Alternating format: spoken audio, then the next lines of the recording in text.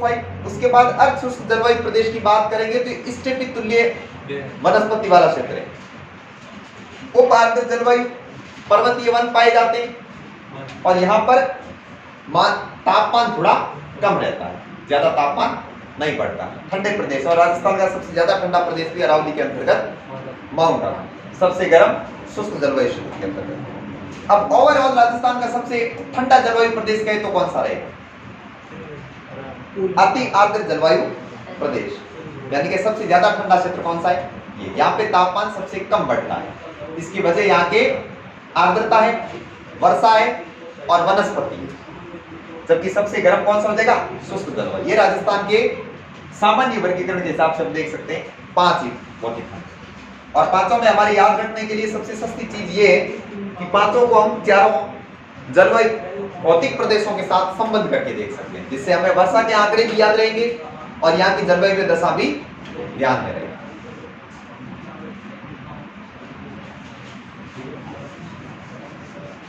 जब जलवायु से सीधा प्रश्न पूछा जाता है बिना किसी व्यक्ति के नाम से, तब हमारा जवाब यहीं से होता है।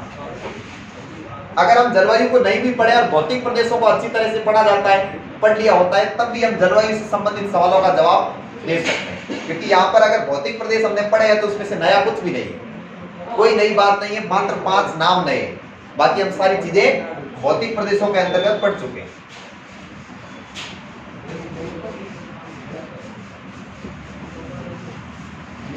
यहां तक के सवाल सामान्य और कम जटिलता वाले थे। इससे आगे जो हम व्यक्तिगत वर्गीकरण पढ़ रहे हैं,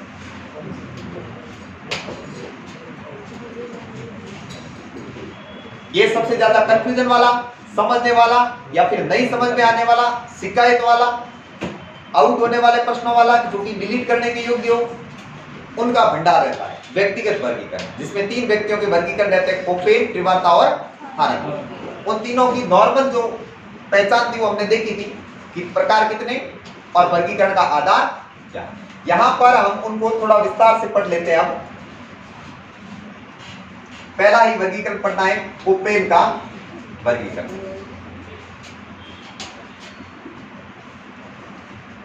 प्रश्नों के हिसाब से बात की जाए तो राजस्थान का वर्गीकरण में सबसे महत्वपूर्ण रहता है कोपेन का वर्गीकरण, क्योंकि कोपेन का वर्गीकरण राजस्थान में सबसे ज्यादा ठीक लगता है पढ़ने में। हालांकि सर्वाधिक मान्य ये नहीं है,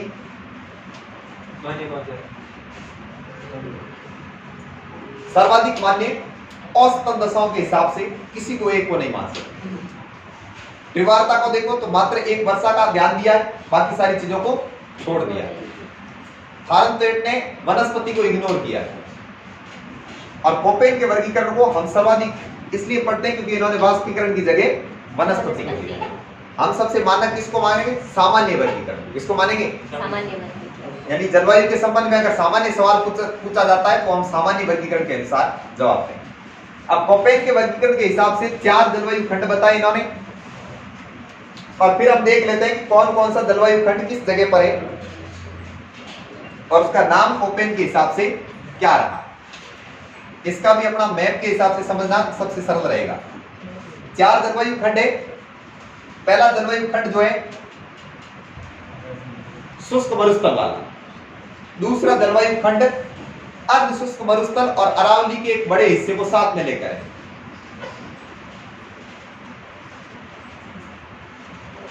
तीसरा जलवायु खंड इस प्रकार से, और चौथा ये रहता है। यहां से राजस्थान का नक्शा हालांकि सही नहीं है, इसको हम सही बनाए तो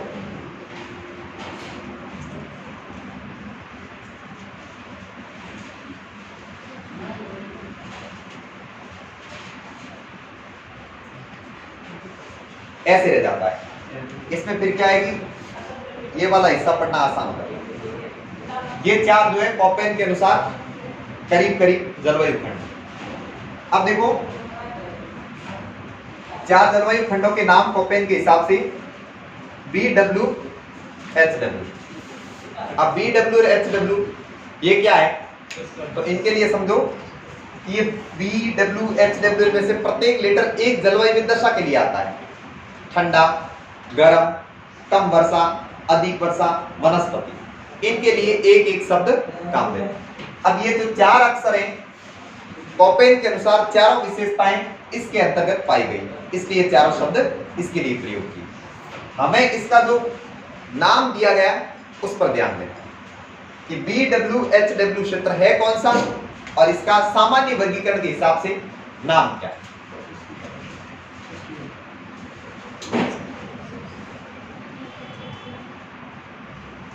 दूसरा जो जलवायु खंड है ये इसका नाम रखा BSHW, BWHW, BSHW। तीसरा जो जलवायु खंड है इसको CWG और नंबर 4 AW। हालांकि AW को सबसे पहले पढ़ा जाता है, बाकी वालों को बाद में, लेकिन परंपरा की जरूरत नहीं है। हम पश्चिम से पूर्व की तरफ जाते हैं तो इन चारों को इस प्रकार से पढ़ते हैं। अब नक्शे में देखो, नक्शे में एक बार लिख के इनको BWHW इस प्रकार के लिख के रख दो चारों को, तो क्रम से याद रहेंगे, हमेशा भूलोगे नहीं। BSHW, ये CWG और इसको रखो AW। ये कोपेन के हिसाब से राजस्थान के चारों जलवायु खंड है। अब इनके देखो एक बार सामान्य पंछी के लिए नामकरण देख लो कि BWHW जो प्रदेश है वो कौन सा है।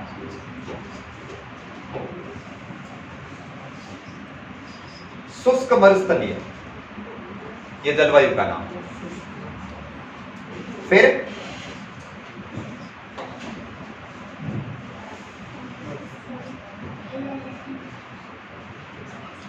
अर्ध शुष्क जलवायु CWG, इसके लिए एक विशेष नाम का प्रयोग होता है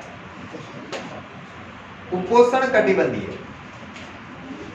जैसे हम सामान्य वर्गीकरण में राजस्थान में एक खंड को पढ़ते हैं आर्द्र जलवायु खंड और एक को पढ़ते हैं अति आर्द्र जलवायु खंड, लेकिन कोपेन के वर्गीकरण में CWG और AW दोनों के दोनों आर्द्र है, अति आर्द्र शब्द का प्रयोग नहीं हुआ। कैसे, तो देखो उष्ण कटिबंधीय आर्द्र और AW को कहा गया है उष्ण कटिबंधीय आर्द्र। दोनों कटिबंधों में फर्क यह है कि दुनिया का सर्वाधिक वर्षा किस जगह पर है, उष्ण कटिबंध में। सर्वाधिक जैव विविधता भी यहीं पर, क्योंकि यहाँ पे गर्मी ज्यादा पड़ती है और जहां पे तापमान अधिक होता है वहां पे अधिकतम जलवायु घटनाएं घटित होती है, इसलिए विषुवत रेखा पर वर्षा हमेशा होती रहती है। तो उष्ण कटिबंधीय क्षेत्रों में जिनको आर्द्र कहा जाता है वो राजस्थान में बहुत ही ज्यादा गीला क्षेत्र है, जो कि हाड़ौती और बांगड़ का रहता है। वागड़ का कम हिस्सा और हाड़ौती लगभग। ये जो उपोष्ण कटिबंधीय आर्द्र है ये मैदानी भाग है, CWG जिसको कहते हैं। BSHW ये अर्ध शुष्क उप आर्द्र क्षेत्र है, अर्ध शुष्क और उप आर्द्र क्षेत्र है। ये संक्रमणकालीन स्थान है, सूखा भी नहीं और गीला भी नहीं। ये तो औसतन गीला है, ठीक ठाक। ये सूखा, और सबसे सूखा कौन सा? अब सामान्य वर्गीकरण की तरह ही कोपेन के वर्गीकरण में भी सबसे ठंडा, सर्वाधिक वर्षा वाला, सर्वाधिक वनों वाला खंड AW, न्यूनतम वर्षा, अधिकतम तापमान और ठंडी वनस्पति वाला क्षेत्र। अब ये इसकी सामान्य समझ है जो नक्शे के हिसाब से कोपेन के वर्गीकरण को समझाती है। बाकी अपने को कोपेन के वर्गीकरण में एक एक जलवायु खंड को अलग से पढ़ना होगा।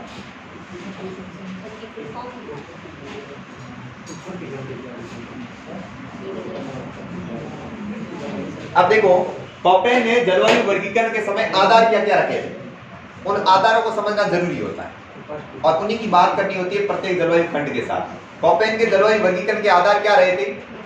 वर्षा, तापमान और वनस्पति। तो सीधी सीधी तीनों की बात तो हमको पहले करनी होती है कि कोपेन ने जिस जलवायु खंड को नाम BWHW या शुष्क मरुस्थलीय जलवायु का है उसमें वर्षा कितनी तक होती है। तो यहाँ पे वर्षा कितनी होती है, कितनी हो जाएगी? 10 cm तक। इसको खास ध्यान रखना, क्योंकि कोपेन के अनुसार जो क्षेत्र है ये हमारे अर्ध शुष्क मरुस्थल से भी छोटा है, अर्ध शुष्क मरुस्थल से भी छोटा है। जब हम इसका विस्तार देखेंगे तब समझ में आ जाएगा कोपेन के हिसाब से वर्षा कम क्यों है।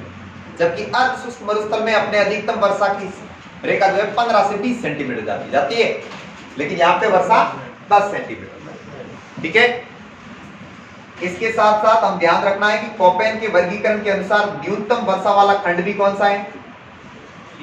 BWHW या शुष्क मरुस्थलीय। ठीक है, वर्षा की सर्वाधिक अनियमितता कहाँ है? वो भी इस क्षेत्र में सर्वाधिक अनियमितता। सर्वाधिक अनियमितता का मतलब है किसी वर्ष वर्षा हो जाती है और किसी वर्ष नहीं होती। सर्वाधिक अनियमित वर्षा, ये बात। और यहाँ पे मावठा प्राप्त होता है क्या? भूमध्य सागर से विक्षोभों से उत्पन्न होने वाली शीतकालीन वर्षा होती है मावठा, क्या वो यहाँ प्राप्त होती है? प्राप्त होती है। ठीक है, शीतकालीन वर्षा यहाँ पे होती है। मावठ जो वर्षा है भूमध्य सागर से यानी पश्चिम दिशा से आने के कारण अरावली के पश्चिमी भाग में अधिकतम होती है। ठीक है, और ये यहाँ पे शीतकालीन वर्षा के लिए, शीतकालीन फसलों के लिए अच्छा काम करती है। इसको हम ऊनालू फसलें कहते हैं। उल्टा सिस्टम है। हाँ, तो कोपेन के वर्गीकरण के हिसाब से शुष्क मरुस्थल में न्यूनतम वर्षा, सर्वाधिक वर्षा के अंदर अनियमितता। दूसरा बिंदु देखो तापमान। यहाँ पे सर्दियों में न्यूनतम तापमान और गर्मी ऋतु में अधिकतम तापमान। इसके लिए दैनिक तापांतर का औसतन सबसे ठंडा क्षेत्र तो AW, लेकिन न्यूनतम तापमान किस क्षेत्र में गिर जाता है? इस क्षेत्र। इतना कम तापमान उधर नहीं गिरता है, वहां पे आदर्श औसतन मौसमी दशा रहती है। मतलब कि यहाँ पर जिस समय 50 डिग्री सेल्सियस गर्मी होती है, उस समय AW वाला यानी अति आर्द्र क्षेत्र में थोड़ी ठंडक रहती है। इस कारण जब औसत गिनती होती है तब ये क्षेत्र सबसे ठंडा नहीं हो पाता, बल्कि यहाँ पे ठंड भी ज्यादा और गर्मी भी ज्यादा। तो तापमान सर्वाधिक, और सर्वाधिक तापमान गर्मियों में यहाँ कहां तक नोट किया जा सकता है? 45 नहीं, 50 तक जा सकता है। जिस समय पश्चिमी रेगिस्तान में अपने बॉर्डर के आसपास के धोरे अत्यधिक गर्म हो जाते हैं, तब धोरों पर पापड़ सेके जा सकते हैं। और एक दिन गर्मियों में ऐसा आता है जिस दिन अखबार की हेडलाइन होती है कि सेना के जवानों ने तपते समदूरों पर पापड़ सेके, और खबर के बिना गर्मी पूरी नहीं होती। इसका मतलब यह है कि इस BWHW शुष्क मरुस्थल वाले क्षेत्र में अधिकतम तापमान 50 डिग्री के करीब जा सकता है। एक क्षेत्र का तो नोट होगा ही होगा इतना। औसतन इसका देखो तो 45 तो हो ही जाता है। 42-43 तो अपने आप ही नोट करते हैं कई बार, 3 या 4 बजे के करीब सर्वाधिक। तो यहाँ पे तापमान सर्वाधिक होता है। सर्वाधिक दैनिक तापांतर, ये भी पढ़ने लायक चीज है। सर्वाधिक दैनिक तापांतर, इसके लिए जिला पूछे तो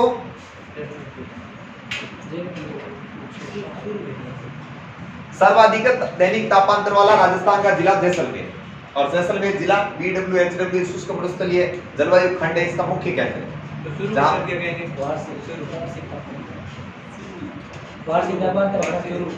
हाँ, चुरू को वार्षिक तापांतर में कह सकते हैं।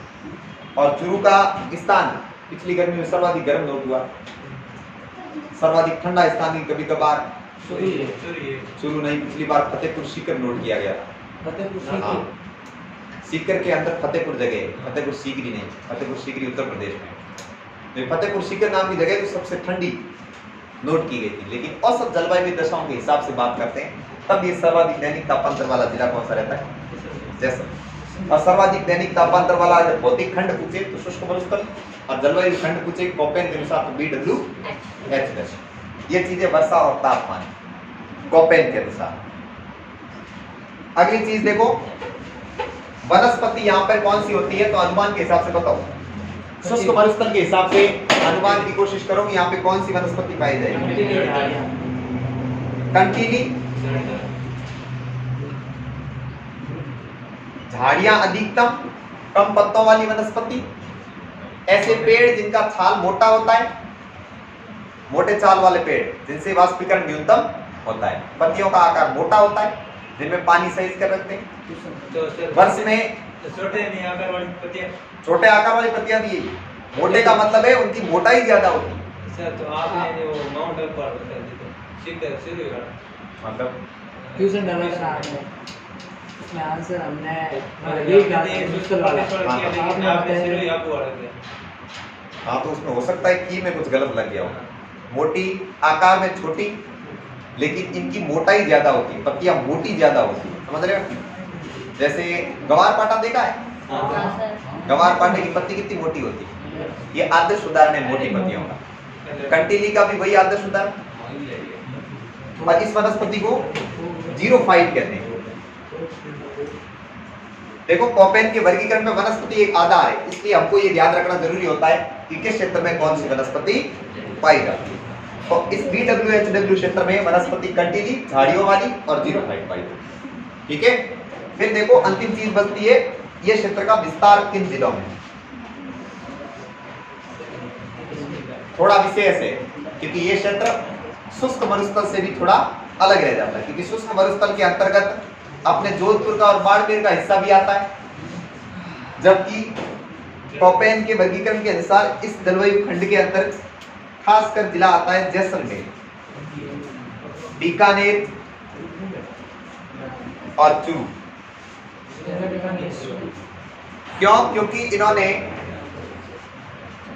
जलवायु को, वनस्पति को भी महत्व दिया। अब इन तीनों जिलों में हम जानते हैं कि धुरे सर्वाधिक है, यानी बालू रेत यहाँ पर सर्वाधिक पाई जाती है। अगर हम सैटेलाइट से भी देखें तो ये तीनों जिले अलग दिखाई देते हैं, यहाँ पे सर्वाधिक बालू रेत। खासकर पूर्ण विस्तार यानी पूरा चूरू जिला, पूरा का पूरा बीकानेर जिले का विस्तार और पूरा का पूरा जैसलमेर जिले का विस्तार किसके अंतर्गत आता है? BWHW। यानी आंशिक रूप से हनुमानगढ़, गंगानगर, जोधपुर का कुछ क्षेत्र भी इसके अंतर्गत आता है, आंशिक, पार्शियल। क्योंकि जहां पे चूरू की सीमा खत्म होती है वहां पे हनुमानगढ़, जहां पे बीकानेर की सीमा खत्म होगी वहां पे थोड़ा गंगानगर साथ आ जाता है, और जोधपुर का जो हिस्सा जैसलमेर से टच होता है वहां का मरुस्थलीय हिस्सा BWHW के अंदर चला जाता है। यहाँ पे आंशिक जिलों के अंतर्गत हनुमानगढ़, गंगानगर और जोधपुर रहते हैं।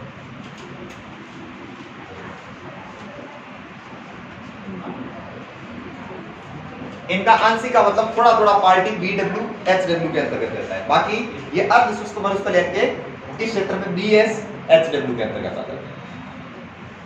ये शुष्क मरुस्थल के अंतर्गत कॉपेन की इतनी बातें मैं ध्यान रखूं। ये सबसे शुष्क क्षेत्र है, सबसे कम वर्षा वाला क्षेत्र है, सर्वाधिक दैनिक तापमात्रा वाला क्षेत्र है, ये बातें भी कम।